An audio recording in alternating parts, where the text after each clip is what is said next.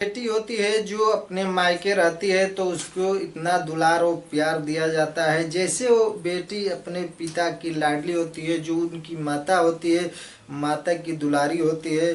दोस्तों आपको बता दूं, बेटी जो होती है उसको हजार जो नखरे होते हैं, जो मायके रहती है तो उसको सहना पड़ता है, उसके पिता हो या माता हो। जो एक दुलारा भाई होता है उसको भी सहना पड़ता है। जैसे बेटी अपने ससुराल जाती है तो एक बात सही है दोस्तों कि घर की तुलसी है बेटी। जैसे ससुराल जाती है बेटी तो जो घर होता है जिसके माता पिता की बेटी होती है वो तो एकदम उदासी हो जाते हैं। और जो बेटी जैसे ससुराल जाती है तो बेटी वहाँ जाके अपना सारे नखरे भूल जाती है। बेटी जैसे ससुराल जाती है तो बेटी को वहाँ हजारों नखरे अपने देवर हो या सास हो ससुर हो उनके सहने पड़ते हैं। आज हम ऐसी कहानी का जिक्र करेंगे दोस्तों, जो कहानी एक सच्ची घटना है।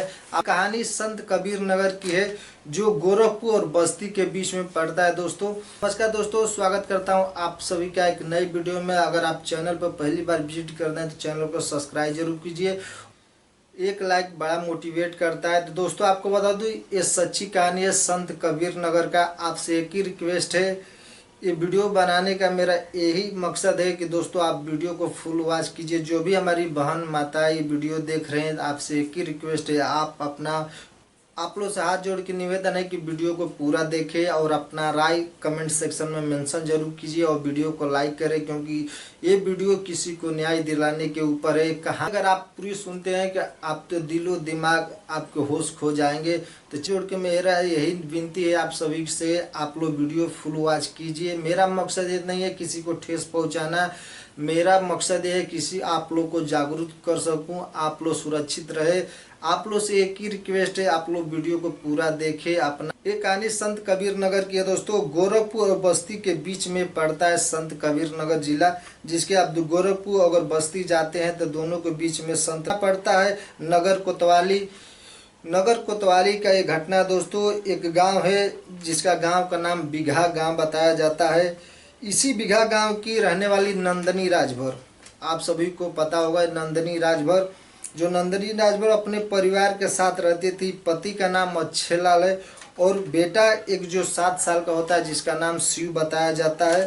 और जो सास होती है उनकी सास का नाम होता है आरती देवी और उनके एक देवरानी होती है और 2 देवर होते हैं। दोस्तों एक छोटा सा परिवार होता है। जो अच्छेलाल होते हैं मजदूरी करके परिवार का लालन पोषण करते हैं। धीरे धीरे समय गुजरता जाता है। नंदनी के एक जेठ भी होते हैं, जो नंदनी के पति अच्छेलाल होते हैं इन लोगों से अलग पहले ही हो जाते हैं, बाट बखरा करके अपने अलग रहते हैं, अपना परिवार देखते हैं, अलग ही रहते हैं। नंदनी के पति अच्छेलाल थे, अपना मजदूरी करते थे, मजदूरी से उन लोगों का खर्चा बर्चा चलता था। जो नंदनी थी एक पढ़ी लिखी और होशियार जो औरत थी, जो नंदनी राजभर थी। उसके जो एक देवरानी और 2 देवर और सास जो है सब साथ में रहते थे। दोस्तों अच्छेलाल जो थे इनकी शादी 2013 में हुई थी नंदनी के साथ। जो अच्छेलाल जो नंदनी के पति थे, मजदूरी करके अपना परिवार चलाते थे और शादी उनकी 2013 में हुई। जब नंदनी अपने ससुराल बिघा आ गई तो उसको घर में रखा गया। आप लोग को पता है जो भी नई दुल्हन आती है साल 6 महीने घर में रखा जाता है। तो नंदनी 3 साल जैसे घर में रही। कुछ भी जब इमरजेंसी का कार्य पड़ता था तभी नंदनी बाहर जाती थी। जो नंदनी के गांव है जो विकास में आगे होने लगा, आसपास के जो गांव थे वो सब देख के नंदनी के पास मदद मांगने के लिए आने लगे। धीरे धीरे नाम नंदनी का बहुत चर्चित हो गया।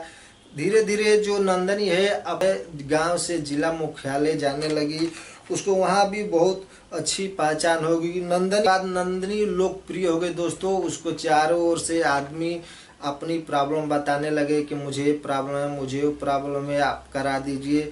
बहुत सारे धीरे धीरे इतना लोकप्रिय हो गई कि दोस्तों उसका चर्चा हर जगह होने लगा। बता दूं हर एक जगह जाएंगे तो हर एक जगह में आपको हर एक जिले में एक माफिया होते हैं। कबीर नगर में भी माफियाओं का राज चलता था, भू माफिया कहा जाता है।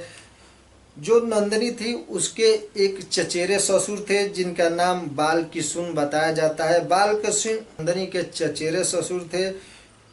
और नंदिनी उससे तेज तराक मानती थी, तो उनको जैसे जमीनी का लफड़ा था, जो माफिया थे उनके जमीन हड़पना चाहते थे। नंदनी के तेज तराक होने की वजह से वो लोग माफियाओं का चारा नहीं चल रहा था। वो लोग सोचे कि बाल किशुन को ही रास्ते से हटा दिया जाए। एक दिन की बात है दोस्तों, बाल किशुन जो होते हैं, जो नंदनी के चचेरे ससुर, उनकी हत्या हो जाती है। माफियाओं ने हत्या करते हैं, हत्या करके उनकी जो लाश होती है बिघा जो ट्रेन लाइन होती है उस पर फेंक दिया जाता है। फिर प्रशासन की ओर से जांच की जाती है। ये बताया जाता है कि जो ट्रेन हादसे में इनकी चपेट हो गई तो उनकी मौत हो गई। धीरे धीरे इस बात को लेकर नंदनी आगे आती है। नंद किशुन होते हैं, उनको न्याय दिलाने के लिए नंदनी आगे आती है। और माफियाओं को ये बात सुन के माफियाओं जो माफिया होते हैं, भूमाफिया, वो बहुत परेशान हो जाते हैं, नंदनी को धमकी देने लगते हैं। नंदनी ने जाके वहाँ पे जो नगर कोतवाली थे, वहाँ ब्रजेश वीरेंद्र पटेल जो थानाध्यक्ष थे, उनसे उनके पास जाके वो प्रहरी दे देती है। इस बात को पुलिस गौर नहीं करती है, सब कोई धीरे धीरे बात भूल जाते हैं। और नंदनी भी इस बात को ध्यान नहीं देती है, धीरे धीरे वो भी भूल जाती है। नंदनी किसी दिन किसी उद्घाटन में गई होती है, दिन संडे का होता है दोस्तों।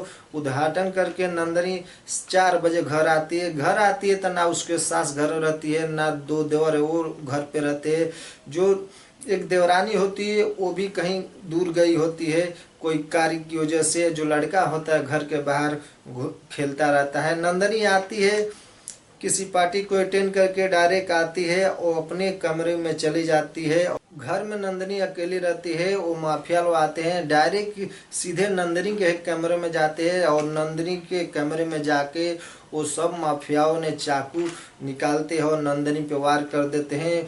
कई चाकू वार करने के बाद नंदनी वहीं पर अपने बेड के पास गिर जाती है। और गिरने के बाद दोस्तों नंदनी कुछ ही देर में उसकी मौत हो जाती है। फिर माफियाओं ने वहाँ से निकल जाते हैं। वहाँ पे जो नंदनी का रूम होता है उसका लाइट ऑफ करते हैं। वहाँ से वो लोग धीरे से अपना रास्ता निकल लेते हैं। कुछ देर बाद करीबन 5 बजे, ये घटना दोस्तों आपको बता दूं, ये घटना संडे के दिन 10 मार्च 2024 की ये घटना है। 4:30 बजे की। 5 बजे करीबन उसकी आरती जो सास होती है घर पे आती है। नंदनी को कमरे खुले हुए देख के वो चौंक जाती है। फिर जाती है धीरे धीरे नंदनी के कमरे और बढ़ती है। वहाँ देखती है तो जैसे उसको खून दिखाई देता है वो चिल्लाने और रोने लगती है। गांव के आसपास में जो पड़ोस वाले होते हैं सब जुट जाते हैं। तो दोस्तों इसका नेक्स्ट एपिसोड जो भी जानकारी है आपको नेक्स्ट वीडियो में मिलेगा। मेरा ये मकसद है आप लोग को जागरूक कर दूं।